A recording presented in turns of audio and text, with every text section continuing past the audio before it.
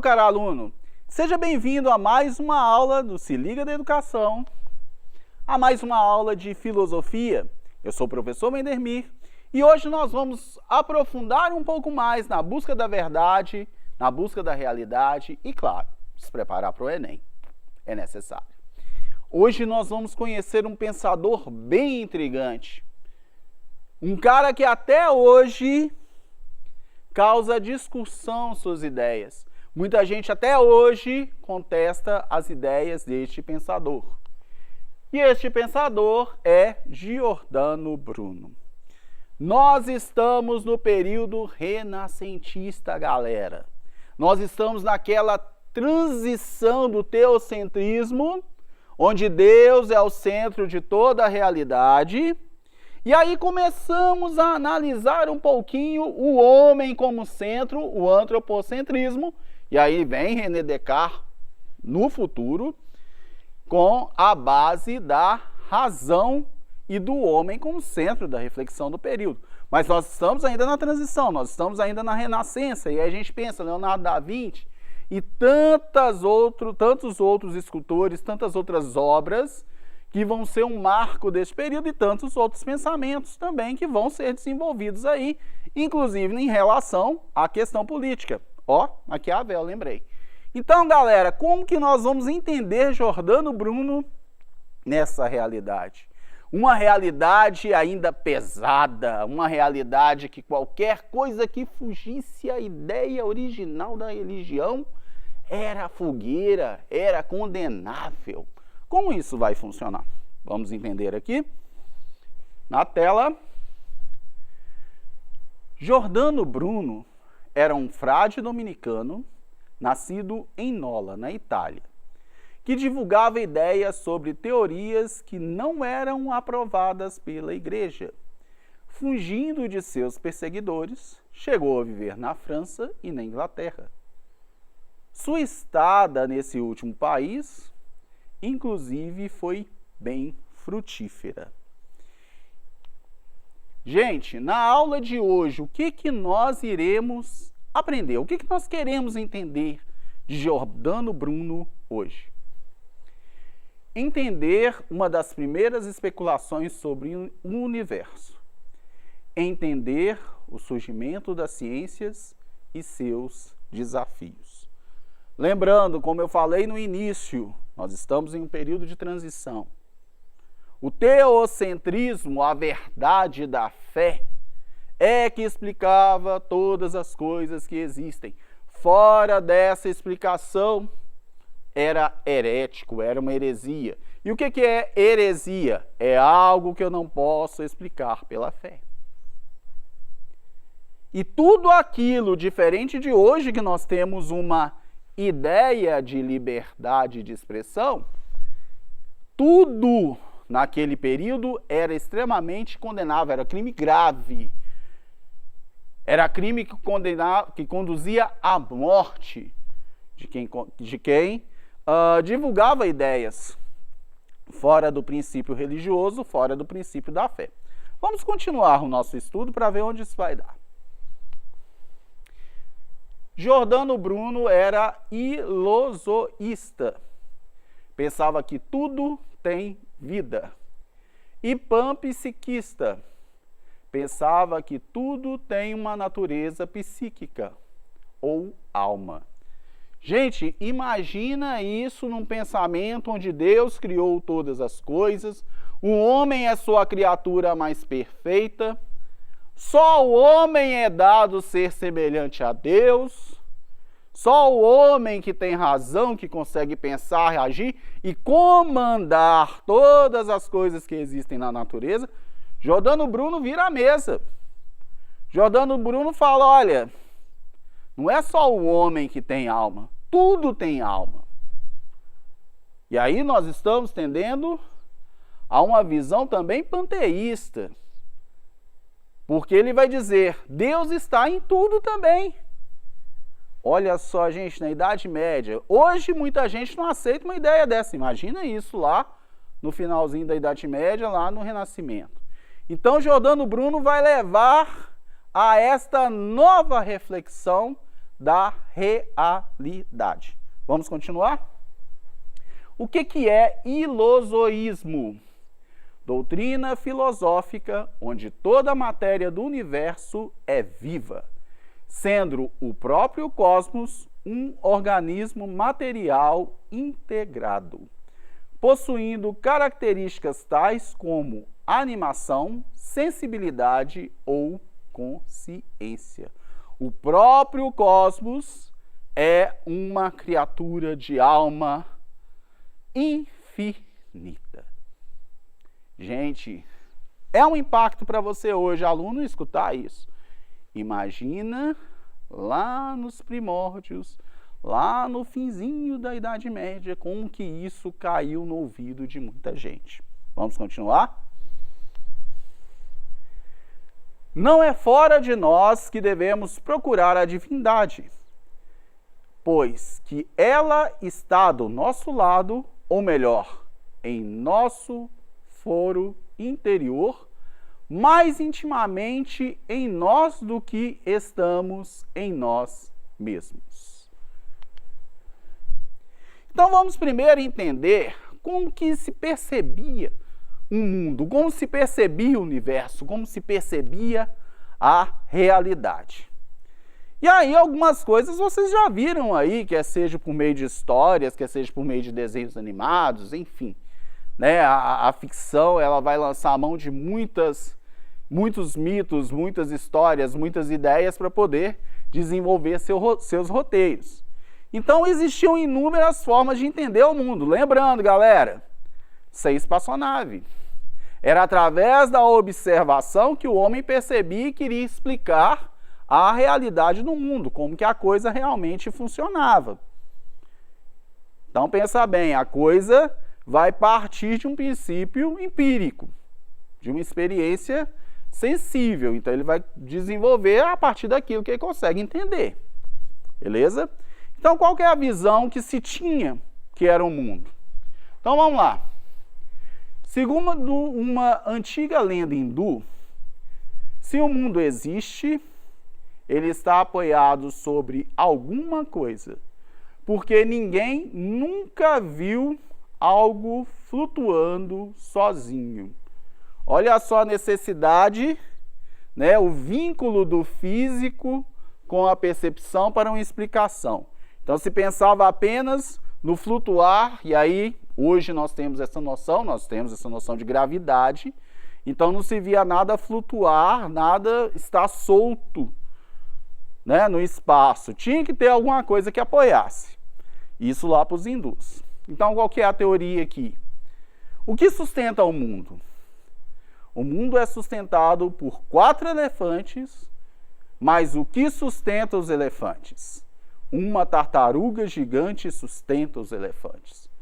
Só que essa tartaruga também planeava no espaço, né? Que chegava um ponto que também que eles não iam aprofundando nessa explicação. Então a coisa ficava, né, nesse princípio. Vamos ver outra coisa aqui. A teoria da Terra plana. Apesar que tem gente que até hoje acredita que a Terra é plana, né? Que acha que toda a evolução, tudo o que a ciência nos prova, nada mais é do que fonte de enganação. Então, como que funciona? E não é uma teoria nova, não. Isso é antiquíssimo. Como que funciona a teoria da Terra plana? É uma concepção arcaica do formato da Terra, como se fosse plano ou disco. Muitas culturas antigas concordavam sobre a cosmografia plana da Terra, incluindo a Grécia Antiga até o período clássico. Lembrando, gente, que essas concepções estão baseadas nos sentidos mais imediatos. Então, eu não vou ter uma reflexão mais aprofundada aqui. Eu vou me basear nos meus sentidos imediatos para chegar a essa conclusão, né? Então, vamos continuar nosso estudo. A concepção da Terra e do universo segundo Giordano Bruno. Giordano Bruno não acreditava nessa teoria chamada geocêntrica, criada por Ptolomeu e sustentada por Aristóteles. ele acreditava na teoria heliocêntrica de Copérnico, na qual o Sol, e não a Terra, estava no centro do universo. E é isso mesmo do universo, pois nessa época, nosso sistema solar era considerado todo o universo conhecido. Então, além de descentralizar a Terra como centro do universo, ele vai dizer que cada estrela é um Sol. Como Copérnico afirma, que o centro do universo é o Sol, vão existir inúmeras estrelas, inúmeras realidades, inúmeros universos. Então vai existir, o universo não é só aquele que vai orbitar em torno do Sol. O universo vai muito mais além. E se o universo vai muito mais além, por que que no ato da criação, no ato da origem de todas as coisas, vai existir vida inteligente só na Terra? Gente, nós estamos em 1500 e pouco, máximo 1600. Olha a ideia do cara. Ele já está falando uma coisa que até hoje muita gente contesta. Muita gente quer jogar por terra a existência de vida inteligente em outros planetas. Não é inviável. É possível. E cá entre nós, de todo o universo, de tudo que existe, da vastidão, só vai ter vida inteligente aqui? E uma vida inteligente questionável às vezes, né, gente? Vamos combinar. Vamos continuar nossa reflexão? Ele pregava que o universo era infinito, sem centro, e repleto de mundos habitados como o nosso. Ele disse que haja nesse espaço inúmeros corpos como nossa Terra e outras terras, nosso Sol e outros sóis, todos os quais executam revoluções neste espaço infinito. Então, olha a ideia do cara, que até hoje é contestada. Muitos de vocês aí assistindo a aula devem estar assim, nossa, esse professor é doido, ele está falando isso dessa forma. Mas, gente, a verdade vai muito além daquilo que nós conseguimos perceber. E ele, Giordano Bruno, naquele tempo, ele já percebeu isso. E sem tecnologia nenhuma que nós temos, ele já percebia, ele já vislumbrava essa realidade que até hoje muita gente contesta. Vamos continuar? Prisão, julgamento e execução de Giordano Bruno. Em Roma, o julgamento de Bruno durou 8 anos, durante os quais ele foi preso e, por último, na Torre de Nola. Lembrando que Giordano Bruno era um cara inteligentíssimo, ele desenvolveu métodos de estudo baseados na imaginação. Então ele conseguia memorizar livros inteiros através desses métodos de estudo que ele desenvolveu. Então é uma pessoa que buscava sabedoria com muita ânsia e divulgava aquilo que percebia através dessa sabedoria, porque para ele chegar a esta concepção, ele confrontou inúmeras ideias, ele confrontou inúmeras descobertas para chegar a esta conclusão. Ele não simplesmente olhou para o céu e falou, é assim. Ele vai, através do estudo, através do aprofundamento, divulgar suas ideias com uma base científica, fora da realidade da fé. A fé vai ser um caminho para ele poder explicar, mas a fé não vai ser a explicação. E por conta disso, ele vai ser condenado. Vamos ver os crimes os quais ele foi condenado.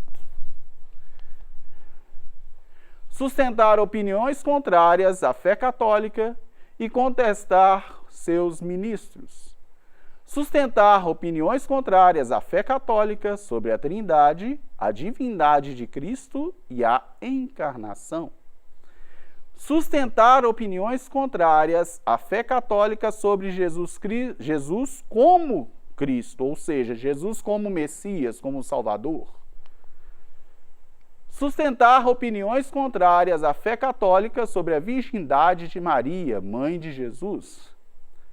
Sustentar opiniões contrárias à fé católica, tanto sobre a transubstanciação quanto a missa. Transubstanciação. Para os católicos, durante a missa, que é um ritual católico, é celebrado dentro de sua liturgia a última ceia de Cristo, onde o pão se torna corpo de Cristo e o vinho se torna sangue de Cristo. E o sacerdote que o faz está lá in persona Christi, ou seja, na pessoa do Cristo. Então, independente de qualquer coisa que ele seja em sua vida pessoal, naquele momento ele é o próprio Cristo. Giordano Bruno vai contestar esta verdade, vai contestar essa questão. Acreditar em metempsicose e na transmigração da alma humana em brutos e envolvimento com magia e adivinhação. Então, algumas questões para o nosso aprofundamento.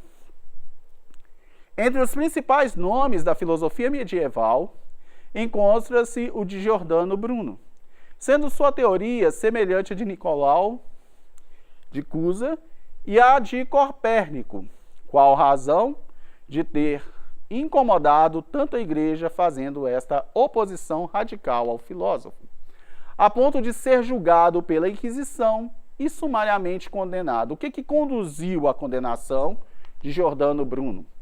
Acreditar em Deus como um ser não transcendente, ter apenas afirmado ser o Sol o centro do universo, duvidar do mistério da Santíssima Trindade como dogma de fé, inaugurar possibilidades da construção de um novo conhecimento científico para o mundo.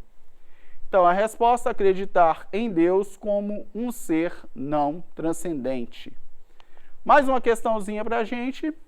Foram questões que conduziram à condenação de Giordano Bruno, exceto sustentar opiniões contrárias à fé católica e contestar os seus ministros, sustentar opiniões contrárias à fé católica sobre a Trindade, a divindade de Cristo e a encarnação, sustentar opiniões contrárias à fé católica sobre Jesus como Cristo e defender o paganismo, sustentar opiniões contrárias à fé católica sobre a virgindade de Maria, mãe de Jesus, sustentar opiniões contrárias à fé católica, tanto sobre a transubstanciação quanto a missa. Então, de todas aquelas ideias, aqui não condenou Giordano Bruno, é sustentar opiniões contrárias à fé católica sobre Jesus Cristo e defender o paganismo. Ele vai sustentar sim, mas ele não vai defender a cultura pagã, ele vai defender a filosofia, a ciência, como uma forma de ver como as coisas existem tal qual, fora da realidade da fé. E para finalizar nossa aula de hoje, Giordano Bruno, em sua filosofia, ofereceu uma grande contribuição para o surgimento da ciência. Um dos pontos chaves de sua cosmologia é a tese do universo infinito povoado por uma infinidade de estrelas como o Sol e por outros planetas, nos quais, assim como na Terra, existiria vida inteligente. Alguns autores caracterizam Bruno como um mártir da ciência. E a reflexão nossa de hoje: o mundo é infinito porque Deus é infinito. Como acreditar que Deus, ser infinito, possa ter se limitado a si mesmo, criando um mundo fechado e limitado? Então, gente, para qualquer defesa, para qualquer pensamento, o que Giordano Bruno vai apresentar para a gente hoje? É necessário ter coragem de levar até as últimas consequências. Lembrando, levar até as últimas consequências aquilo que eu tenho amadurecido em mim. A ideia real que eu tenho amadurecida em mim através do estudo e do aprofundamento. Obrigado a todos pela participação. Preparem-se bem para o Enem, hein, galera? Tá chegando! e até a próxima aula!